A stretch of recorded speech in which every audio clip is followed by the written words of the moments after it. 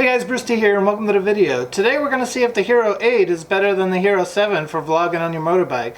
I have both cameras. I got the Hero 8 about a month ago, but the weather in Germany hasn't been that very nice lately. So finally last week I got a nice day and I was able to take the cameras out, mount into the bike, and see how they perform. So in this video you're going to see the Hero 7 on the left side of the bike and you're going to see the Hero 8 on the right side of the bike. You'll be able to compare the stabilization and the audio from each camera and to see which one you like better. Now for when the shots are combined, the audio from the Hero 8 is going to be playing when you see both. When you see the Hero 7 alone, that's Hero 7 audio, and that way you can compare the two to see which one you like better, see which one performs better. Alright, at the end of the video I'll have my comparison of the two and my thoughts on which camera is better. And then also keep in mind when I do the time-lapse on the camera in this video, the Hero 8 got a little bit wet when I was washing the bike. So it's going to get wet a little bit and then the moisture will evaporate and then you'll be able to see. So if you see a little bit of blur, it's from the water that I squirted on the camera by accident. So let's watch that video and I'll show you guys how they did.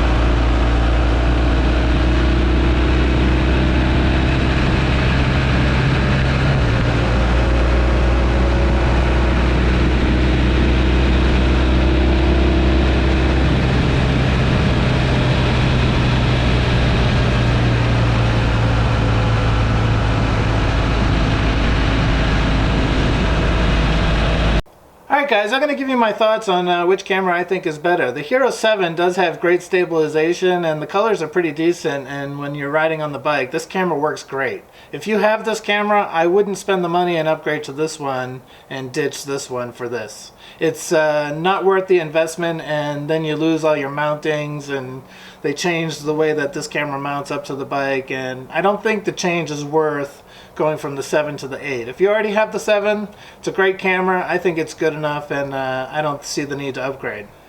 Now if you have a Hero 5 or 6, I would say that upgrade to the 8 is better than the 7. I found the colors on the 8 to be just a little bit more true, and the audio on the Hero 8 is a little bit better than the Hero 7.